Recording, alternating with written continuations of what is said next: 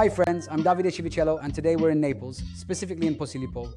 Today we're going to see if it's possible to make a good Neapolitan-style pizza at home. Normally we have 4 ingredients: water, salt, yeast and flour.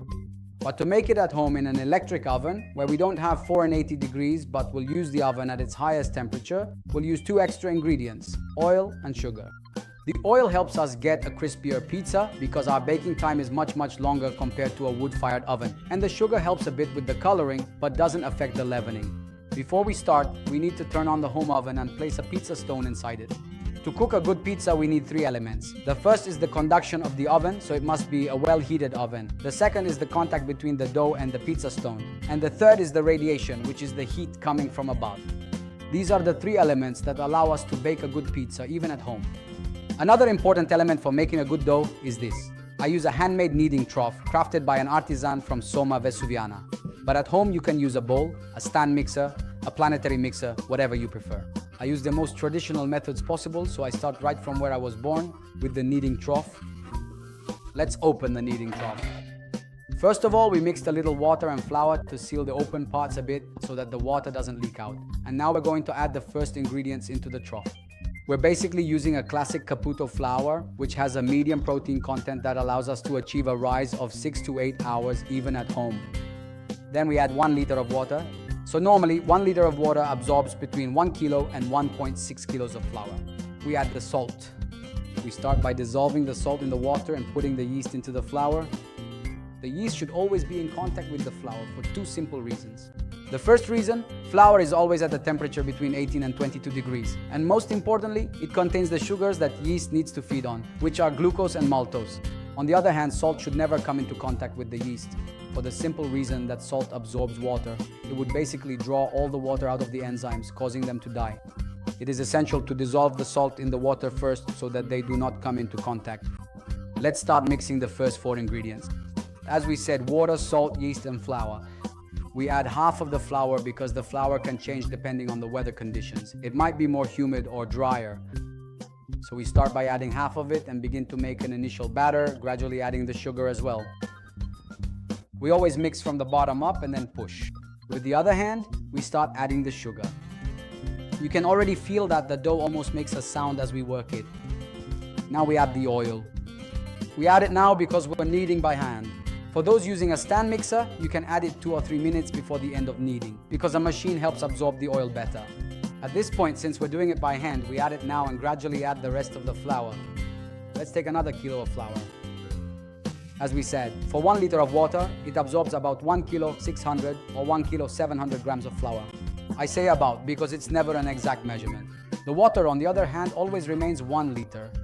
This way, you can better adjust at home because 1 liter of water makes about 8 to 11 pizzas. Half a liter of water makes about 5 to 7 pizzas. You can adjust according to the amount you prefer. If there are 5 of you, you basically use half a liter of water. If there are 10, you can use a liter. As you can see, we're already starting to get a solid uniform dough. We keep adding flour little by little until we reach the right dough consistency.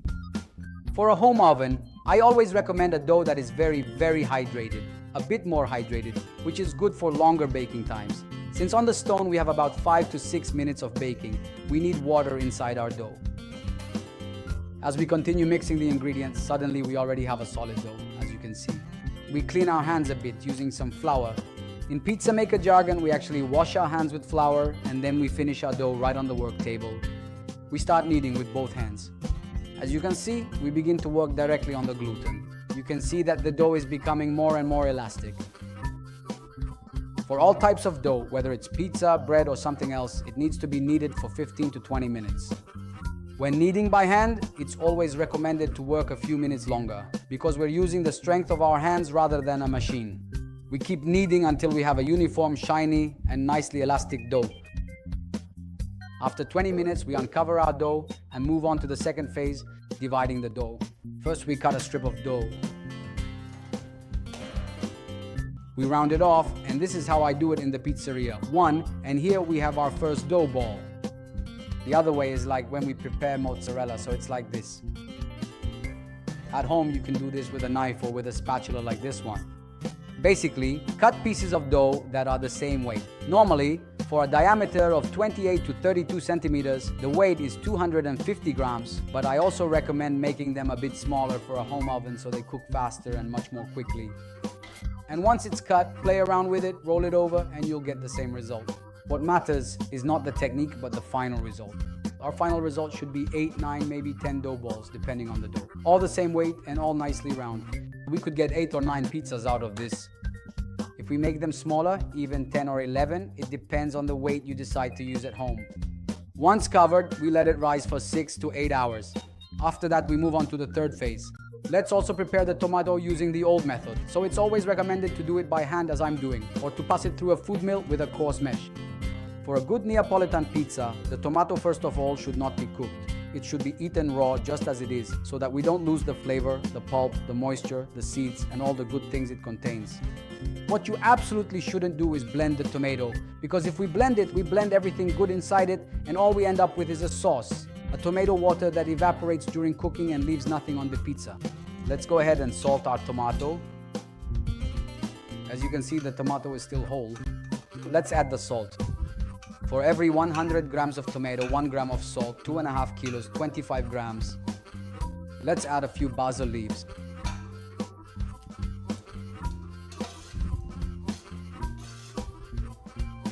A drizzle of olive oil. Yes, first of all, we get a flavorful tomato. If we prepare it a little in advance, it might even be better because the basil releases its flavor and the oil not only adds some taste but also gives the pizza a bit of shine. Because if you didn't know, pizza is also eaten with your eyes. The mozzarella, in this case fior di latte from Agerola, we cut it by hand with a knife, not with other machines that only separate the milk from the mozzarella, and we cut it just like this, into strips.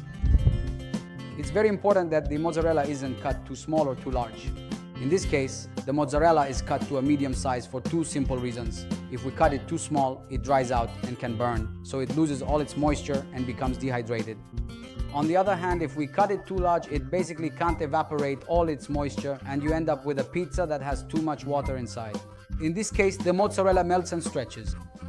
After 6 to 8 hours of rising, you'll notice that our dough has doubled in size, just like in this case. And now we're ready for the third phase, shaping the dough. For Neapolitan pizza, the first trick is to handle it as little as possible. A common mistake is that we tend to touch it too much, to overwork it. First of all, slightly wet your hands. Lightly moisten the dough, but do not stretch it in flour. This is very important. Now, place your hands like this. Cross your 2 fingers first, then bring your hands together and do 1, 2, 3 and turn. 1, 2, 3 and turn. As you can see, we already have an even crust that also acts as a crown for the toppings. So please don't stretch it too much, but also not too little either, ensuring a balanced approach. Let's take our pizza peel, which helps us slide our pizza into the home oven. You can find it in most kitchenware stores, usually together with a baking stone for the oven. Lightly dust the pizza with a bit of flour, not too much, or it will turn yellow and taste bitter. Place the pizza on top. As you can see, I barely touched it. I only handled it a couple of times. Now we're going to add the top ingredients. First, let's make sure it slides a little, okay? Then add the tomato sauce in the center.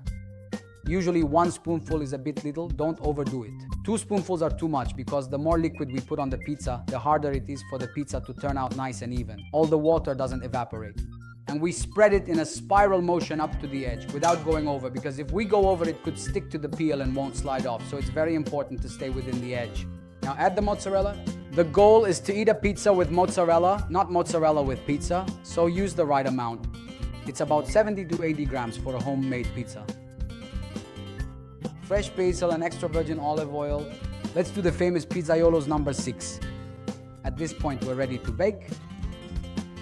Open your home oven, which should already be nice and hot, and gently slide the pizza onto the baking stone. Normally in a Neapolitan oven at a classic Neapolitan pizzeria, it cooks in 90 seconds. In a home oven on the baking stone, it takes 5-6 minutes. After 5-6 minutes of baking, it's ready to eat. Here is our delicious and authentic Neapolitan pizza, expertly made right here in a standard home oven, ready for you to enjoy. Ready to be enjoyed. Enjoy your meal, everyone, from Davide Civitiello. So can you truly make Neapolitan-style pizza at home?